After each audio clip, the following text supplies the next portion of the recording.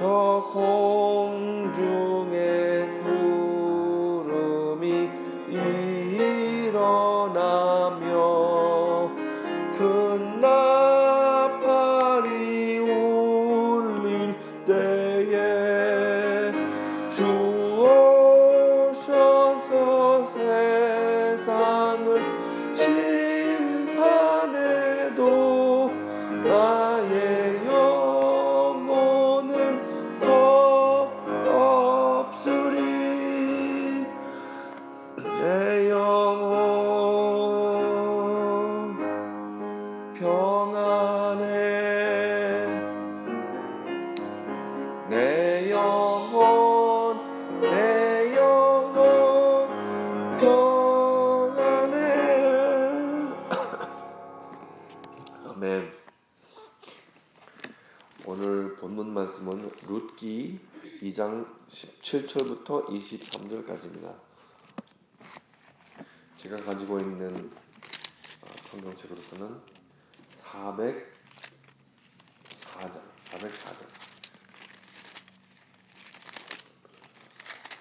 거기에 읽으시면 이제 아멘을 해주시면 제가 읽기를 시작하겠습니다. 아멘. 룻이 밭에서 저녁까지 줍고 그 주운 것을 떠니 보리가 한 에바쯤 되느니라. 그것을 가지고 성읍에 들어가서 시어머니에게 그 주운 것을 보이고 그가 배불리 먹고 남긴 것을 내어 시어머니께 드리매 시어머니가 그에게 이르되 오늘 어디서 주었느냐 어디서 일을 하였느냐 너를 돌본 자에게 복이 있기를 원하노라 하니 룻이 누구에게서 일했는지 시어머니께 알게 하여 이르되 오늘 일하게 한 사람은 이름은 보아스이니라 하는지라. 나오미가 자기 며느리에게 이르되 그가 여호와부터 복받기를 원하노라.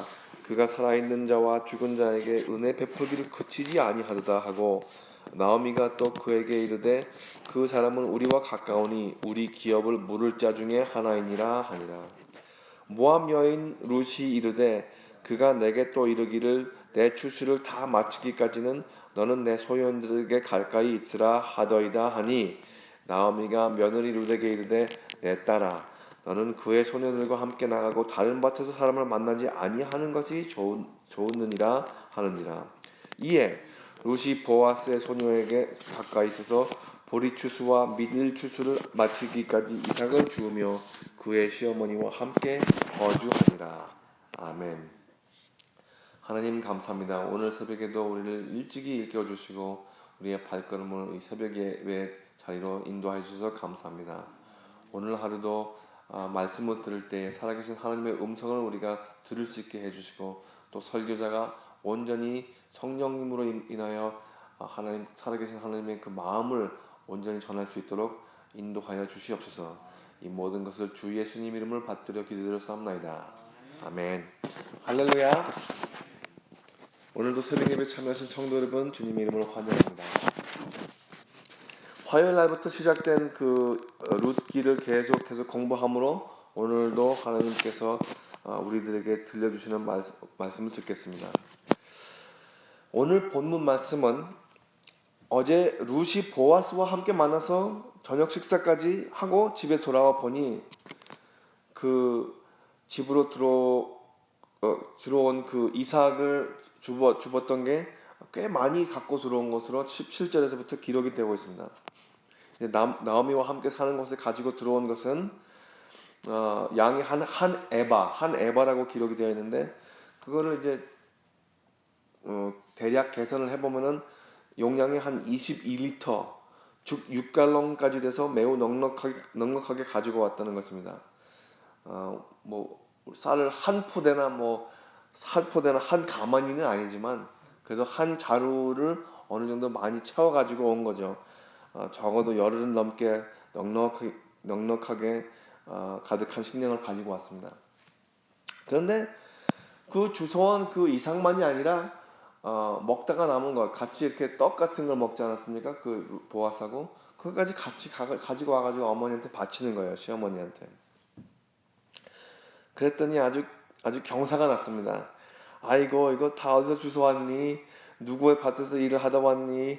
너를 이렇게 돌봐준 사람에게 복이 있어야지 이렇게 아주 그냥 굉장히 좋아하시는 거예요, 시어머니가. 룻기가 시작했을 때에는 흉년이로 시작했습니다. 기근으로. 그래서 이스라엘 그 유다 땅을 떠나가지고 모압에서 살다가 거기에서 남편도 잃고 자식들도 잃고 이제 며느리까지 다 풀려서 보내려고 했던 그 나오미가 막내 며느리가 그 가지고 온 그 음식을 보고 그렇게 좋아했던 것만은 아닌 것 같습니다. 이 영적인 판단이 있었던 것이죠. 그 미래에 관한 것을 볼 수가 있었던 것입니다. 그 룻이 아침에 그 이삭을 주부러 떠났던 날에 내가 밭으로 가서 누구에게 은혜를 입으면은 그를 따라서 이삭을 줍고 오겠습니다. 그렇게 인사를 하고 나가잖아요. 그렇게 인사를 하고 나갔다 와서 이렇게 좋은 성과를 보고 왔을 때 나오미는 룻이 어떻게 하면 좋은 사람을 만날 수 있을까? 그렇게 하면서 그 밭의 주인을 축복하고자 했던 것이죠. 그러니까 그 시어머니도 그 며느리를 참 사랑하는 것을 볼 수가 있습니다. 오늘 아침에 우리 본문에서 얻을 수 있는 그 첫 번째 요점은 바로 이거죠. 하나님의 사람들은 영적으로 판단을 가릴 수가 있는 것입니다. 영적으로 판단할 때는 두 가지 원리가 있어요. 하나는 나의 유익을, 내 중심적인 개인적인 나의 유익을 우선으로 하지 않고, 그리고 또 두 번째로는 지금 이 순간보다는 더 앞을 볼 수 있는 안목이 있습니다. 그게 영적인 거예요. 우리가 어렸을 때 좀 더 성숙하지 못할 때는 모든 것이 내 중심입니다. 어렸을 때 한 4살짜리, 5살짜리 우리 초등부 아이들을 한번 보시면 알겠지만 나 외로는 잘 생각을 못해요. 그나마 조금 성숙한 아이들이나 뭐 삼남매, 뭐 사남매에서 나이 같은 애들은 그래도 자기 동생들 생각할 줄 아는 사람들이 있어요. 그러면 걔들이 그만큼 더 성숙한 거죠. 그리고 또 짐승들을 보면은 지금 바로 눈앞에 있는 것밖에 안 보이지 내일 모레에 있는 것들은 잘 보지 못합니다. 그렇죠? 제가 참 놀라운 이야기를 말씀을 좀 나누고 싶은데 제가 캘리포니아 살 때 진돗개가 하나 있었어요. 진돗개. 암컷 진돗개였는데 순종도 아니고 조그마한 진돗개 모양을 조금 갖추고 있는데 그 개들이 공중에 날르는 새를 잡을 수가 있더라고요. 가만히 노려가지고 가만히 있다가 새가 확 뜨면은 그거를 그냥 점프해가지고 그걸 잡아요.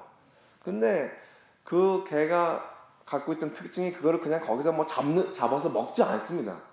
그거를 그 날카로운 그 이빨로 갈라가지고 그걸 갈라가지고 하늘에다가 그저 햇볕에다가 말려요. 또 그거를 그 참새를 말려가지고 땅을 파가지고 거기다가 숨겨놓더라고요. 그러니까 나중에 뭐 식량이 없으면 먹을지 뭐 그런 습성이 이렇게 어떻게 아무튼 많이 발달됐습니다. 짐승들도 많이 발달됐어요. 룻이 자기 시어머니 나오미를 따라 여기까지 왔던 것은 자기의 유익을 거부하고 시어머니의 유익을 위해서 헌신했던 것이고, 자기가 시어머니를 버리고 모압에서 남자를 만나서 재혼을 충분히 할 수도 있었지만 자기 당장 앞날보다는 시어머니와 함께 할 그 미래를 마음에 품었던 것이죠. 룻기 1장에서 보면 아주 그 지극히 효녀의 그 각오를 표현합니다. 내게 어머니를 떠나며 어머니를 따르지 말고 돌아가라. 그렇게 강권하지 마옵소서. 어머니가 가시는 곳에 나도 가고 어머니께서 머무시는 곳에 나도 머물겠나이다.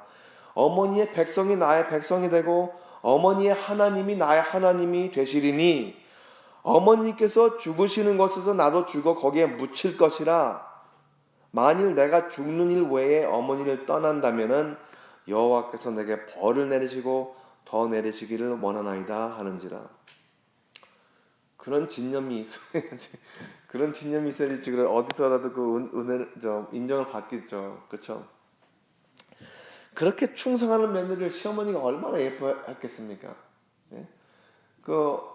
시어머니는 집에 있었는데 이삭을 주면서 그냥 계속해서 거기서 그냥 구걸을 하다시피 하면서 사는 것보다는 좀 더 계속해서 그 친절을 베풀 만한 그런 배우자, 친척 중에 구속을 해줄 만한 그 고엘, 그런 사람을 만났으면 했던 것이죠. 그런 미래의 그 희망사항이 있었던 것입니다. 실제로 그런 기대를 놓치지 않는 사람들은 영적인 것에 희망을 두고 있다는 것을 볼 수가 있습니다. 우리 바로 눈앞에 있는 것만 찾는 것이 아니라 좀 더 멀리 볼 수가 있어요. 룻이 먹을 것을 챙겨왔다고 룻을 칭찬하기보다는 룻에게 잘해준 그 은혜를 베푼 사람에게 복이 있기를 원하노라 하지 않습니까? 그렇게 나오미가 말을 하는 거예요. 두 번째 요점은 하나님의 사람들은 하나님을 물론 찬양도 하겠지만 주변에 있는 사람들도 축복을 원할 수가 있습니다. 축복을 원할 수가 있는 거예요. 룻은 시어머니 나오미에게 그 밭의 주인이 보아스라는 사실을 밝힙니다. 누구의 밭에서 일을 했니? 보아스라는 사람 밭에서 일을 했습니다. 그렇게 밝혔어요. 보아스는 그 시어머니에게 헤세를 베풀었던 며느리 룻에게 이렇게 말을 했었습니다. 보아스가 룻을 보자마자 알아본 거예요. 벌써 그 룻에 대한 그 소문이 좋은 소문이 많이 퍼져가지고 내 남편이 죽은 후로 내가 시어머니에게 행한 모든 것과 내 부모와 고국을 떠나 전에 알지 못하던 백성에게로 온 일이 내게 분명히 알려졌느니라. 보아스가 하는 말입니다. 여호와께서 내가 행한 일에 보답하시기를 원하며 이스라엘의 하나님 여호와께서 그의 날개 아래의 보호를 받으러 온 내게 온전한 상 주시기를 원하노라 하는지라. 축복을 하는 거죠. 그럼 이 보아스가 룻에게 축복을 했습니다. 그것도 아주 거창하게 하나님을 이렇게 하나님의 이름을 불러 일컬으면서 아주 그럴듯한 그 축복을 합니다. 그런데 우리가 여기 알 수 있는 것은 하나님의 사람들은 이 무엇이 상을 받을 만한 일들인지 하나님과 마음이 일치하기 때문에 축복을 원할 수도 있지만 축복을 또 베풀 수도 있습니다. 하나님의 사람들은 축복을 베풀 수가 있는 거예요. 하나님의 마음을 우리 맨날 기도를 하는데 하나님께서 마음에 그 어떤 무게, 어떤 그 좀 불편함을 주시면 안겨주시면 그거를 어떻게 그걸 풀 수 있는가 계속해서 살펴보면은 분명히 거기에 어떤 어려운 그 처지에 놓여 있는 사람들이나 그런 사람들한테 도울 수가 있다는 거예요. 아무도 모르게 또 소문나면 다 여기저기서 다 손 벌리기 때문에 그러니까 아무도 모르게 눈 딱 감고 그냥 아무 말도 하지 말라고 그러면서 돕는 사람들이 분명히 있더라고요. 교회에서. 그러면 그런 도움을 받는 사람들이 분명히 있습니다. 하나님의 축복을 받는 거예요. 그리고 하나님의 축복을 베푸는 것이고 우리가 하나님도 아닌데 그렇게 어떻게 축복을 베푸냐 그렇게 따질 수도 있지만 우리가 하나님의 마음을 순종하는 사람들이라면 충분히 그렇게 베풀 수 있습니다. 우리도 그렇게 축복을 베풀 수 있는 사람이 되기를 축원합니다.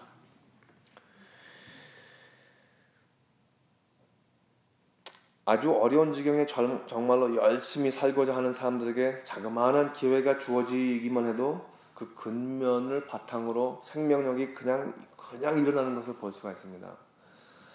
2006년도에 그 무하메드 유누스라는 사람이 있었어요.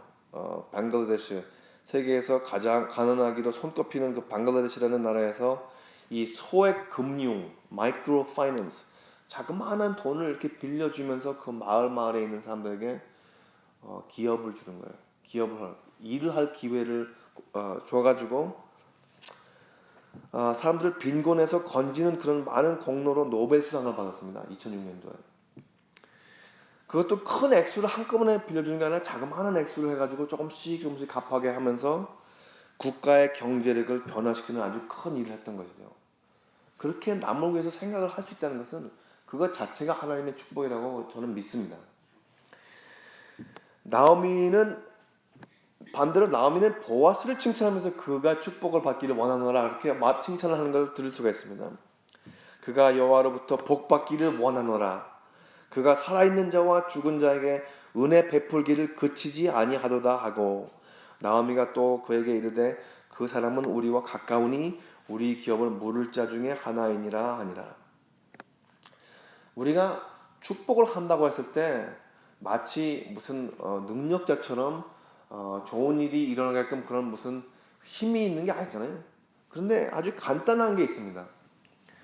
남한테 험담을 할 그 입으로 그 남의 칭찬을 하는 거예요. 그것도 특별히 남 앞에 그 사람 앞에서 하는 게 아니라 그 사람 앞에서 하면 좀 오해를 할 수 있잖아요. 왜 이 사람이 나한테 아부를 왜 그러나 없는 데서 남들하고 이렇게 이야기를 할 때 험담을 하거나 뭐 크리틱 하기보다는 칭찬을 해보세요.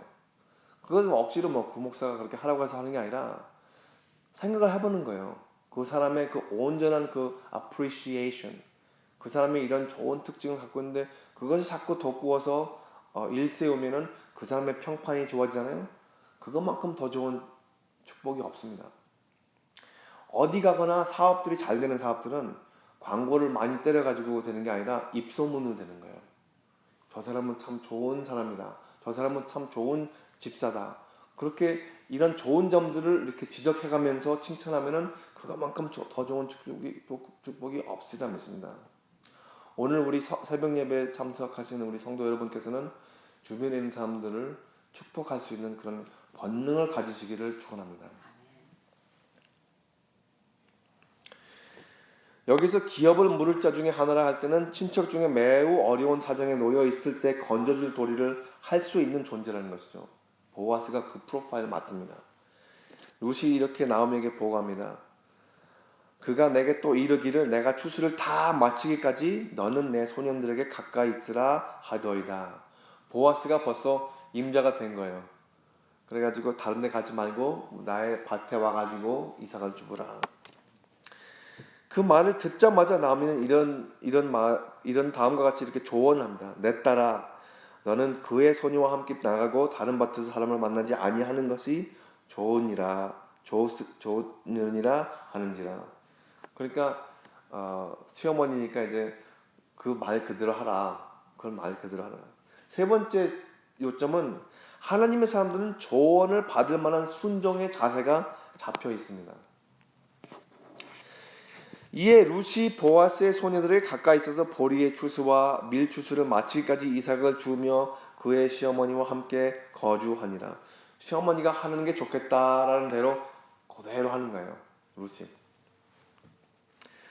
그렇게 시어머니가 함께 지내면서 보아스의 터에서 추수 계절이 끝날 때까지 착실히 있었던 것입니다. 시어머니가 이렇게 하는 것이 좋을 듯하다 했을 때 유순하게 따르는 자세죠. 가정을 이끄듯 어떤 교실에서 뭘 가르치든 어떤 무슨 인도자의 역할을 했을 때, 특별히 저는 목사니까 목회를 할 때 느끼는 것을 좀 나누어 보겠는데요. 적어도 두 가지를 볼 수가 있습니다. 사람들은 조언을 들어서 유익할 수 있는데도 잘 안 듣는다는 것이죠. 왜 그런지 잘 안 들어요. 제 자신을 봐도 그런 적이 많이 있던 것 같습니다. 우리들의 고집을 못 이겨서 우리들보다 더 지혜로운 그 조언들이나 생각들을 따르지 않을 때가 많이 있거든요.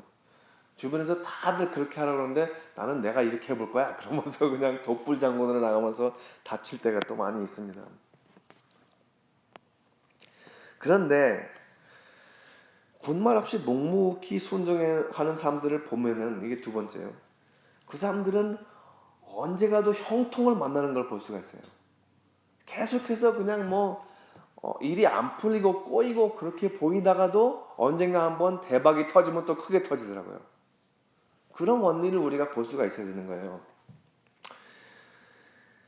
교회를 참 잘 나오다가 직장 일 때문에 주일 예배를 계속 빠지던 교인 한 사람이 생각이 납니다. 제가 이 한 사람이 아니라 그런 사람들이 얼마나 많습니까? 그렇죠? 교회 잘 나오다가 무슨 일이 바빠져가지고 주일 성수 이제 안 하게 돼요. 근데 교회를 또 한동안 안 나오더니 무슨 큰일이 난 것처럼 저한테 찾아와가지고 기도해달라고 그래서 기도를 해줬습니다. 기도를 해줬더니 또 이제 그 막혔던 길이 뚫리고 또 이렇게 앞날이 좀 잘 풀려가지고 또 이제부터는 이렇게 해라 저 앞길에 대해서 조언을 해주는데 따르질 않아요. 자기 멋대로 또 하는 거예요, 그냥. 그래서 또 이제 반복돼가지고 또 나쁜 일을 당해야지 또 교회 또 돌아오고 또 그런 반복되는 그런 삶을 하는 사람들이 많이 있습니다. 저를 비롯한 것이죠. 그런데 우리들 중에 하나님의 음성이 참 멀어진 듯 한 분들도 있죠. 우리가 한때에는 아주 뜨거웠을 때 예수님의 말씀이 아주 귀 옆에 있는 것처럼 들렸는데 시간이 좀 지나고 나니까 이제 마음에 조금씩 울리고 그러다가 또 이제 또 시간이 좀 지나고 나니까 이제 아예 안 들릴 때가 있어요. 그래가지고 내가 기도를 해도 안 들어주실 것 같으니까 남한테 부탁하게 돼. 좀 나를 위해서 좀 기도를 해달라. 그럴 때가 있거든요. 그게 바로 왜 그러냐면은 우리들이 살아계신 하나님의 말씀을 오랫동안 따르지 않았다면은 그 음성이 들리지 않기 시작합니다. 어머니 아버지가 우리를 사랑해서 간섭을 하실 때에 우리 사랑해서 간섭하시잖아요. 근데 그거를 한두 번 듣다 보니까 잔소리가 돼버리는 거예요. 듣기 싫으니까. 그러면 안 들려요. 낭떠러지가 앞에 있는데 계속 나가잖아요. 거기 가지 마라 떨어진다 하는데 안 들리면서 떨어지는 거예요. 하지만 하나님께서 우리들을 사랑하는 사람들을 통해서 조언을 하시면 꼭 들을 수 있고 따를 수 있는 놀라운 순종의 힘과 기쁨을 매일같이 누리시기를 축원합니다. 룻기 이야기 참 아름다운 이야기죠. 끝까지 쭉 읽어보시면 천천히 읽어보시면 아주 향기 있는 차처럼 아주 맛있는 재미있는 그런 그 이야기입니다. 그래서 오늘 요점들을 좀 되풀이해서 리뷰하자면은 하나님의 사람들은 영적으로 판단을 할 수가 있는 것입니다.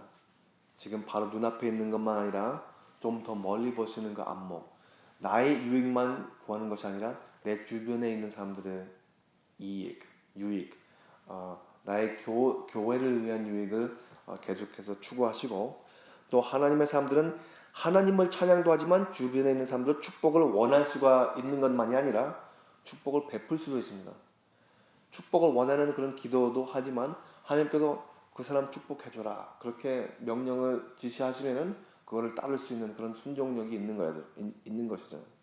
그리고 마지막으로 하나님의 사람들은 조언을 받을 만한 순종의 자세가 잡혀 있습니다.